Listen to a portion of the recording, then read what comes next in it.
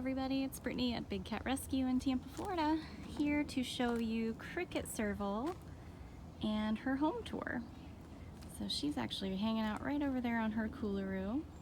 So what I'm gonna do is, well, first let's introduce her. It is her home. Hi Kricket. Hi honey. Enjoying your coolaroo on a very hot day. These coolaroo beds are amazing. Our supporters got together and made sure that all of our small cats had them. You can see it's kind of a mesh material and it's lifted off of the ground, and so it allows a nice cool breeze to go underneath them. She's just grooming. Maybe she just got a snack or a sickle.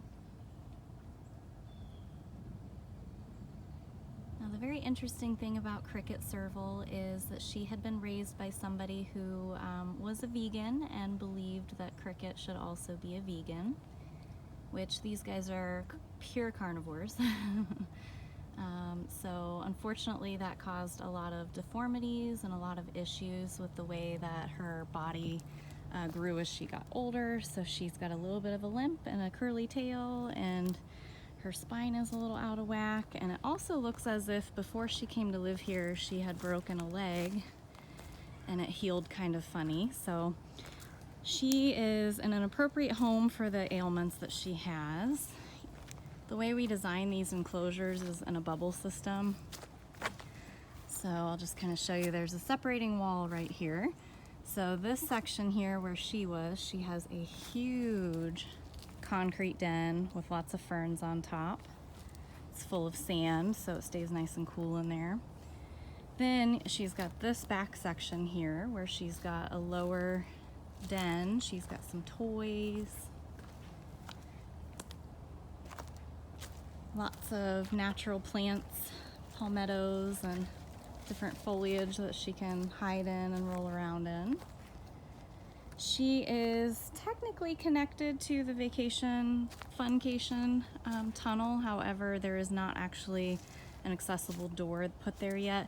I also don't believe that she is that excited to go to Funcation, so I believe the plan will be to put an official door in, and that way if she ever wants to go, we'll be able to close up this portion of the tunnel here. You can see that next door Ginger, and then the next door is Zucari, and they're all hooked up to this tunnel system. That way we never have to put them into a transport cage. We can just open that door and allow them to walk themselves there, so that's very exciting. But when they're not on Funcation, the keepers still have to walk through here to clean the enclosures and check on the cats every day, so we've got it disassembled at this point. So we are still walking around the back side of Kricket's enclosure. Try to give you guys some views. You can see why this is so difficult to see an entire cat's enclosure just in one video or one photo. So that's the whole point of me doing these tours. It might seem a little boring or tedious after a while, but the goal is to walk around every single cat. You'll find all those videos at dailybigcat.com. just so we can really show you exactly how they're set up, because there's winding tunnels and twisting walls. So you can see that this is also part of her enclosure. This is a feeding lock out here. She knows she can go in there for some fresh water every day. They are cleaned out every single day. If we ever needed to feed her here or just do some operant conditioning training, we could call her into this lockout.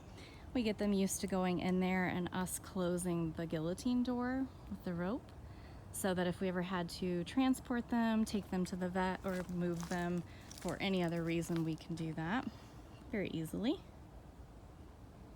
There's another safety entrance here. Safety entrances are the only way we go in to the enclosures, double door systems. And if we want to go to the side where she's at, we would have to shift her away. If we needed to go into this back section here, what we would do is we would close this guillotine door.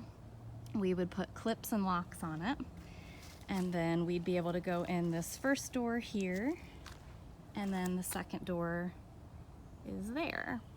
But again, if we needed to go on this side, there's a door with a lock over here as well. So it just depends on what the needs are. She does have a nice big platform.